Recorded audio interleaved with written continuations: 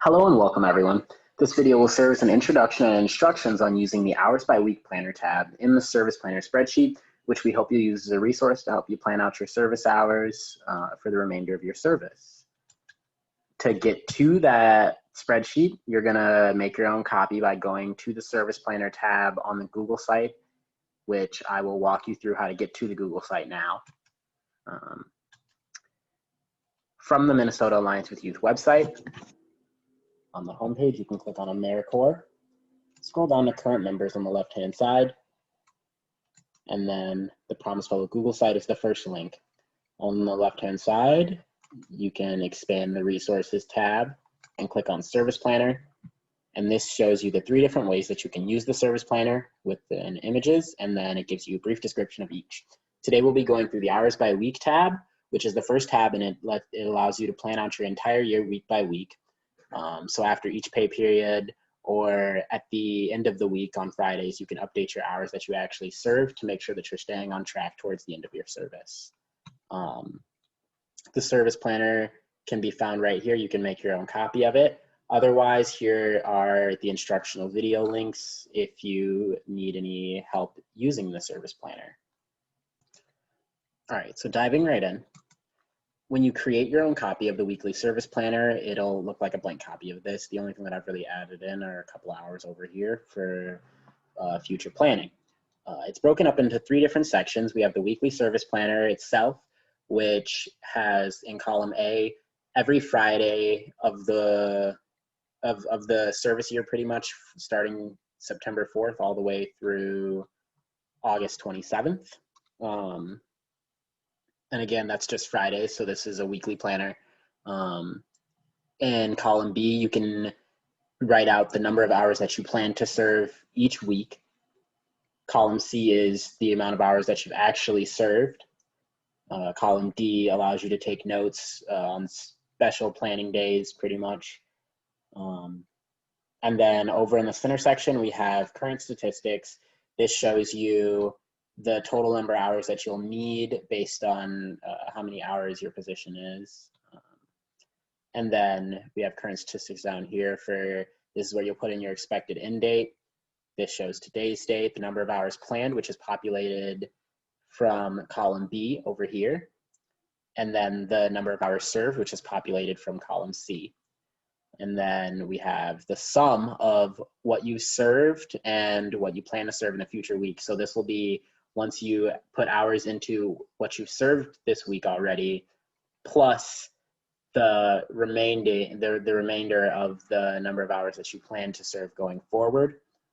And then on the far right-hand side, we have, based on your weekly plan, what you can expect to serve for each pay period itself.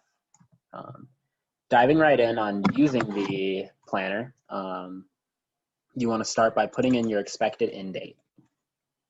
For me, I'm going to put in July 31st of 2021 because that's the projected end date for my position. And then you're going to find the hours to date that you've served in Encore. This will be on the latest pay period, so the 15th or the end of the month. And you'll put that number closest to the previous week in the what you've actually served section. So let's say we're going from about 2 weeks ago. Then I'll plug in about 135 hours. This is a little bit less than what I would have served, but this allows me to show you that we have the number of hours planned over here. And then this shows current statistics on the number of hours served.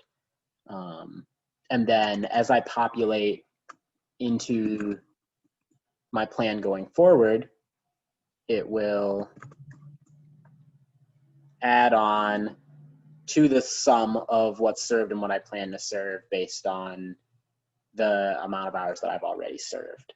So you'll update your hours every week for what you've already served going backwards from there. And then this will allow you to stay on top of your hours going forward.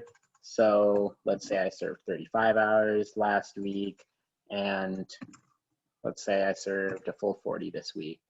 You can keep planning out for the rest of your year or for however long you need to plan out until the number of hours planned is at least the total number of hours needed for your service position. You'll put future time planned under the hours planned for each week. And then as you populate that, you can live watch the planned number of hours statistic increase or decrease. And then to see what you need to serve per pay period, you can scroll over to the plan over here and see how that reflects what you've already served. And that's your brief walkthrough of how to use the weekly service planner, the hours by week tab within the weekly service planner. Here's a quick breakdown of what it'll look like filled out. And so I planned out my hours for the rest of the year, and I updated it for the hours that I've served already. And so here, and these stats are a little higher than the 1700, but it shows me that the amount of hours that I've actually, or that I'm planning to serve versus the amount of hours that I'm planning to serve based, or in comparison to what I've actually served so far, is a little bit less, but that's okay because this number is still higher than the total hours that I need for the end of my position. I have my holidays filled in and my no service days. This shows me how many hours per week for each individual pay period I'll need to serve, which an important thing to note would be that not every single pay period, most pay periods actually don't have 10 weekdays within them. They have more than that. So planning for that is important. And with that, this is your walkthrough of the hours by week planner tab within the weekly service planner. If you have any questions, feel free to reach out to Maya or I at any time. And thank you.